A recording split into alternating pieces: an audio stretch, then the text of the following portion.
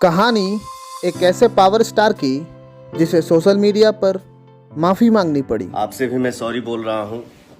आप सोच रहे होंगे इतना बड़ा स्टार सोशल मीडिया पर इस तरह से माफ़ी क्यों मांग रहा है। दरअसल पूरा विवाद हाल ही में रिलीज पवन सिंह के एक गाने की वजह से है।